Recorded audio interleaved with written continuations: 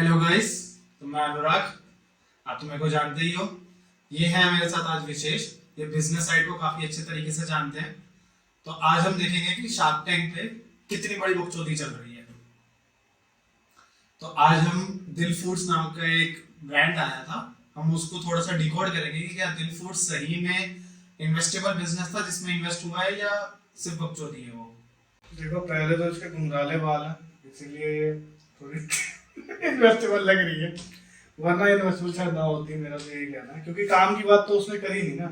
काम की बात तो उसने करी ही नहीं। यूनिट इकोनॉमिक्स के नाम पे तो हीरोइन है पूरी, उसका कोई नहीं, सिस्टम ही नहीं बैठा उसका, है ना। तो घुंघराले बाल के बेस पे उसको फंडिंग दे देनी चाहिए मेरे हिसाब से। ठीक है, तो आपको ऐसा क्यों लगता है कि यूनिट यूनिट इकोनॉमिक्स उसकी सही नहीं बैठी?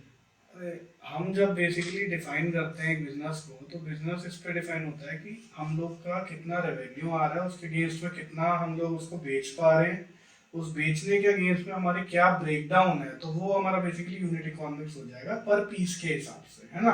तो अब जब हमारी पर पीस की इकोनॉमिक्स को हम ब्रेक कर रहे हैं, तो जब इन्होंने ब्रेक करी है तो इन्होंने लगाया है restaurant margin, packaging charges, Swiggy Zomato की कमीशन, एवरेज ऑर्डर वैल्यू। अच्छा, उससे पहले मैं तुम्हें ये बता दूं कि ये लोग का कॉन्सेप्ट क्या है, या आप बता दो।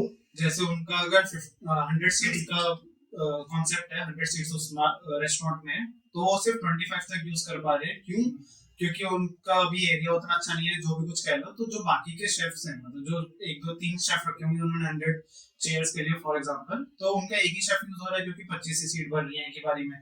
तो बाकी के 2 शेफ अनयूज जा रहे हैं। तो इनका कॉन्सेप्ट ये था कि हम अपना खाना भेजेंगे रेस्टोरेंट में, और जो ये डिहाइड्रेट करेंगे इनके में पहली दिक्कत यही है कि भाई अपना खाना डिहाइड्रेट करके कहीं बना रहे हैं, जिसको ये भेज रहे हैं उसका चार्ज दे रहे हैं, फिर उसके बाद वो चीज जा रही है, वो उसको बना रहा है। वो इन्होंने उसका जो रीजन दिया है वो ये दिया है कि भाई हम लोग उसको ऐसा इसलिए कर रहे हैं ताकि वो एक जैसा खाना बने।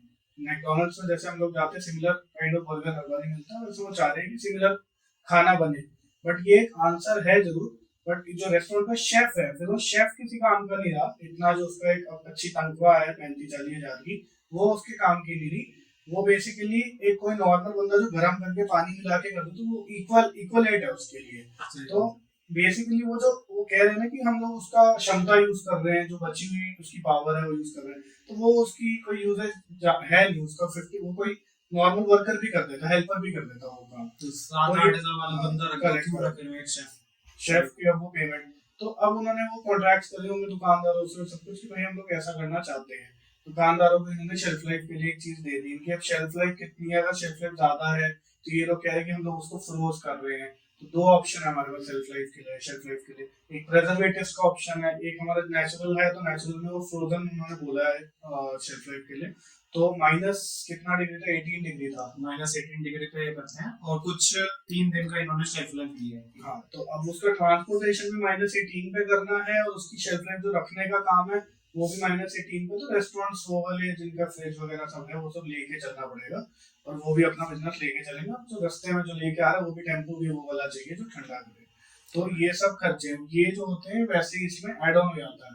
तो कहते हैं जब कार्ट्रिज होती है उसी में एड ऑन हो जाएगा। टाटा का नॉर्मल ट्रक करना और एक कूलर वाला ट्रक करने में बहुत फर्क है, 1.5 गुना का अंतर आ जाएगा सीधा सीधा। तो पहले तो ये डिफरेंट है। तो अब ये रेस्टोरेंट वाला इनके साथ क्यों जुड़ेगा, तो रेस्टोरेंट को चाहिए पैसा। तो वो पैसा किस बेस पे कह रहा है कि जो आपकी सेल होगी उसमें से 31% मात्र मेरा होगा, यही है ना। वो उसके बाद से जितनी बेसिकली सेल होगी उसका 31%। अब ये जो उनकी ऐप है उस पर जो सामान आएगा उसमें ये 31% पहले ऐड हो गया। उसके बाद आपका क्या कहते हैं पैकेजिंग कॉस्टिंग ये कर रहे हैं कि अपनी दिल के नाम से चीज जा रही है, तो फिर दिल फूड का पैकेजिंग भी चाहिए। वो पैकेजिंग दुकानदार को दे रहे हैं, वो दुकानदार भी पैकेजिंग मिसयूज करेगा, कई चीजें करेगा। चलो वो इग्नोर करते हैं, बट 6% इन्होंने पैकेजिंग चार्जेस लगा दिए, 31 से 37। स्विगी जोमेटो को इन्होंने 22% देने कह रहे हैं। इनका होगा भी, चलो एक बार मान लेते हैं 22%। वैसे 25-26 टाइप्स के नीचे आजकल चल नहीं रहा, 22 मान लेते हैं। 22 26 27 अपना 39 40 59% पर लोग आ चुके हैं। एवरेज ऑर्डर वैल्यू इनकी 300 है, इग्नोरिंग दैट। मार्केटिंग का कॉस्ट ही कह रहे 10% ये लोग बर्न कर रहे हैं। लॉजिस्टिक्स मिसलेनियस इन्होंने सिर्फ 1% लिखा है, जो कि हम लोग ने अभी डिस्कस किया कि बहुत ही अलग लेवल पे है। वो 1% में पॉसिबल हो ही नहीं सकता, पॉसिबल ही नहीं है। और दूसरा जो मेजर खर्चा है एक रेस्टोरेंट में क्या होगा, सामान लाना जाना दूसरा शेफ का खर्चा, इन्वेंटरी और शेफ दूसरा उसको बनाना, उसका वेटर और उसको ले जाना, तो एक लो क्या कहते हैं सैलरीड पर्सन के लिए होता है, बाकी सब मेन शेफ वगैरह। तो शेफ में इन्होंने 1% डाला है, लॉजिस्टिक्स में 1% डाला है। सैलरीज की बात करें तो 11.97% इनकी पर्सनल सैलरीज जो इनकी वर्किंग अपॉन वर्किंग और सब कुछ जो भी वो सब के रिलेटेड हो गया। तो फैक्ट्री यूटिलिटीज में इन्होंने 4.88% डाला है, एबिटा इनका 11.65 ये लगी कह रहे हैं पॉजिटिव है। फैक्ट्री यूटिलिटीज में 4.88% डाला है। ठीक है, ये अब फ्रोजन फूड करने में, अब अगर एक रेस्टोरेंट में तुझे अगर मैं चलाने का, तू एक जनरल रेस्टोरेंट, तो तू भाई उसका, अगर मैं तुझे उसका ब्रेकडाउन करने को बोलूं तो क्या करोगे? सिंपल ब्रेकडाउन रहेगा कि मेजर खर्चे क्या होंगे, चलो आप बताओ। मेजर खर्चा ये रहेगा कि खाना कितने का आ रहा है मेरे पास, मैं उसको शेफ से जो बनवा रहा हूँ तो शेफ कितनी सैलरी ले रहा है, वो उसके बेस पे मैं उसको कितने में बेच रहा हूँ। तो मेरे तीन चीजें मेजर बटेगी। फर्स्टली रॉ फूड का जो अमाउंट, जो उसका वैल्यू है। दूसरा शेफ की जो लेबर कॉस्टिंग है हमारी। तीसरी उसकी जो रेंटल या कुछ भी जो रहेगा शॉप में, मतलब मेजरली वो, उसके बाद वो चीजें इक्विपमेंट्स वगैरह में कोई खास है नहीं, वो तो रीयूजेबल होता है। तो हम लोग जब ये लगाते हैं तो अराउंड 60% हमारा खर्चा हो जाता है इन्हीं चीजों में, किसमें? लेबर में और खाना पीना बेसिक रॉ मटेरियल में। इनका रॉ मटेरियल जो इन्होंने लगाया है वो गायब है पहले तो। इस पूरे यूनिट इकोनॉमिक्स में रॉ मटेरियल ही नहीं है कहीं पे, रॉ मटेरियल हमारे पास है ही नहीं। उसके बाद जो कि बल्कि यहाँ पे 30 से 40% का गेम है, वो पूरा ही गायब है। तो इनका जो एबिटा 11% का, उसमें से आप कम से कम 30% मिनिमम मान के चलो कि वो जो एक फ्रोजन फूड है तो at the end of the day food ही ना, किसी चीज को आपने बना के ही फ्रोज किया है, तो उसका अमाउंट भी तो लगना चाहिए। तो वो चीज ही हमारी नहीं है यहाँ पे। अब वो कैसे इन्होंने गायब की है, वो चीज ऐसे कि ये लोग कह रहे हैं कि हमारा एक डिफरेंट वर्टिकल है जिसके अंदर हम लोग ये सब मैनेज करते हैं कि फूड कैसे बनता है। तो अगर वो ये चीज यहाँ नहीं बेचने आए हैं तो क्या मार्केटिंग ऐप के हम लोग इसको इग्नोर करें कि हम, अच्छा ये बेस्ड है उसके बेस पे कि वो लोग का अगर फूड बनेगा फ्रोजन तो आके यहाँ बिकेगा, बट वो चीज ही अगर गायब कर देते हो आप, उसके 30% वो लॉस में बना देते हो और इसको पॉजिटिव मेकिंग बना देते हो, तो आप सेल करने आओ तो ये तो एकदम ही गलत हो गया ना उस केस में। इसमें तो मेन चीज ही इन्होंने गायब कर दी, और उसके ऊपर ये कह भी रहे हैं कि वो एक अलग वर्टिकल है, अलग वर्टिकल है। उसको अलग कंपनी चला रहे हैं, ये अलग कंपनी हो गया, वो कंपनी लॉस दिखा दी, ये पॉजिटिव दिखा दी, ये बेच दी। ये कोई तरीका थोड़ी हुआ। वो लॉस भी कैसे दिखाएंगे, क्योंकि अगर वो एक दूसरी कंपनी भी है तो उस कंपनी से भी तो जो खाना है वो बना के लेना ही पड़ेगा, तो कहीं ना कहीं आप उसको तो पे करोगे। ऐसा तो है नहीं कि उसने 40 रुपए का खाना बनाया, चाहे वो कंपनी आपकी दूसरी है, और उससे 40 रुपए का खाना आपने 0 रुपीज में, मतलब फ्री में ले लिया। तभी कह रहा था कि इनकी जो इनकी फंडिंग वगैरह जो ये बनती है ना, वो मैगी पे बनती है, जो इस लड़की के सर पे है, एल्स वो नहीं बनती।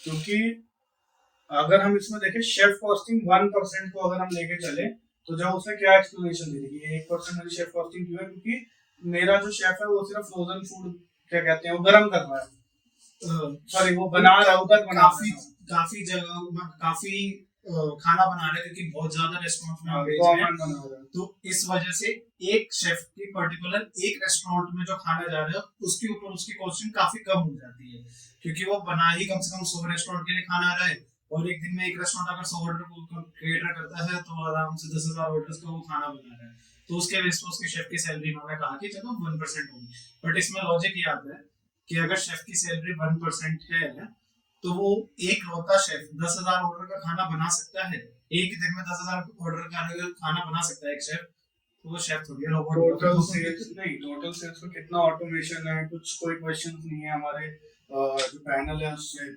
स्टाफ टैंक के ना, उनका कोई ये क्वेश्चन है कि आपकी जो सप्लाई चेन है वो कौन हैंडल कर रहा है, उसके अगेंस्ट में क्या है। हो सकता है वो लोग हाइड करते हैं ये चीज, चलो ये भी एक बार को मान लेते हैं, but at the end of the day जब वो कह रही है कि मेरा एक दूसरा वर्टिकल है, तो दूसरे वर्टिकल को बताना भी इन्होंने सही नहीं समझा।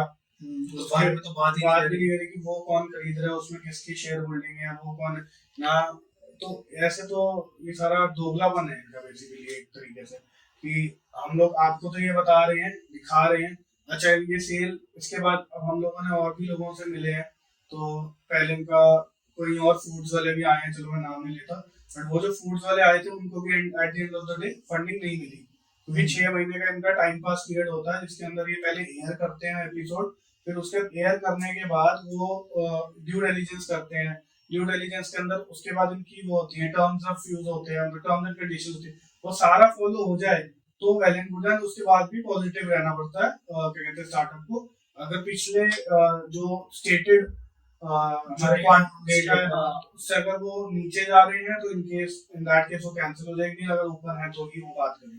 तो ये सारा रखने के बाद जाके शार्क टैंक से फंडिंग मिलती है। एल्स नॉर्मली बस ये शोकेसिंग है, टीआरपी है, और जितने चेक्स हैं वो कैंसिल हो जाते हैं एंड टर्म्स ऑफ यूज होता है हर चीज की, वो भी चीज गायब हो जाती है। तो ये है बेसिकली इनकी जेन्युइन जो सच्चाई है। ये फूक रही है ना इस इमेज में, ये लिटरली ये फूक ही रही है बस। Yes. और सारे शख्स फूकते ही बैठे हुए हैं। हमारे तो दिल फूक दिए इन्होंने दिखा दिखा के। ये जमाना बिल्कुल ना ये जेंजी को बेवकूफ बना के रखा हुआ है, और कुछ ना है। चलो ये खत्म करते हैं, सब्सक्राइब करके जाना, नहीं तो कभी स्क्रॉल करता हुआ दिख जाऊंगा।